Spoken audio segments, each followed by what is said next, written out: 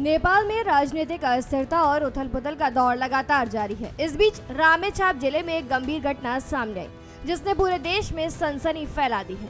नेपाल में कैदियों ने जेल से भागने की कोशिश की, जिसके बाद सेना को हस्तक्षेप करना पड़ा। इस झड़प में 2 कैदियों की मौत हो गई और 10 लोग घायल हुए हैं। जानकारी के मुताबिक रामेछाप जेल में कैदी सुरक्षा व्यवस्था को चुनौती देने की कोशिश कर रहे थे। अचानक उन्होंने जेल से भागने की कोशिश की। इस दौरान सेना ने गोलियां चलाई। ये घटना नेपाल में सेना के नियंत्रण के बाद हुई पहली गोलीबारी है। सेना और कैदियों के बीच हुई ये झड़प बहुत ही गंभीर मानी जा रही है। इसके पहले काठमांडू में भी जेल ब्रेक का मामला सामने आया था। उस समय बांग्लादेशी नागरिक जेल से भाग निकला था, जिसे बाद में एसएसबी ने पकड़ लिया। यह व्यक्ति सोने की तस्करी के आरोप में पिछले 5 साल से नेपाल की जेल में बंद था। नेपाल की बढ़ती अस्थिरता के कारण बिहार नेपाल सीमा पर सुरक्षा भी कड़ी कर दी गई। रक्सौल सीमा पर तैनात एसएसबी की 47वीं बटालियन ने एक संदिग्ध बांग्लादेशी नागरिक मेहमद अबुल हसन ढाली को हिरासत में लिया।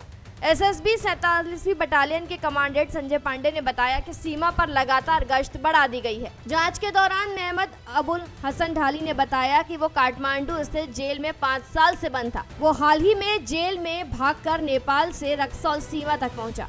अब इसे हरापुर थाने को सौंप दिया गया है ताकि आगे की कानूनी कार्रवाई की जा सके। नेपाल में ओली सरकार के खिलाफ चल रहे आंदोलन के बीच ये जेल ब्रेक हुआ। नेपाल के विभिन्न जिलों में लगभग 15,000 कैदियों ने जेल से भागने की कोशिश की। यह घटना सरकार और सुरक्षा एजेंसियों के लिए चुनौती साबित हो रही है। सुरक्षा एजेंसियों का कहना है कि इस तरह की घटनाएं नेपाल में राजनीतिक अस्थिरता और कानून व्यवस्था के बिगड़ते हालात की ओर इशारा करती है। सेना और पुलिस लगातार स्थिति को काबू में रखने के लिए अलर्ट है। नेपाल भारत सीमा पर भी सुरक्षा बढ़ा दी गई है। एसएसबी की गश्त अब और भी सख्त कर दी गई है ताकि कोई भी संदिग्ध व्यक्ति सीमा पार न कर सके। नेपाल में राजनीतिक अस्थिरता के कारण आम जनता में असंतोष बढ़ रहा है। जेल ब्रेक और हिंसा की घटनाओं ने ये दिखा दिया है कि देश में कानून और व्यवस्था को बनाए रखना कितना चुनौतीपूर्ण हो गया है। राजनीतिक दल और विपक्षी गुट लगातार ओली सरकार के खिलाफ प्रदर्शन कर रहे हैं, जिसमें हालात और संवेदनशील हो गए हैं।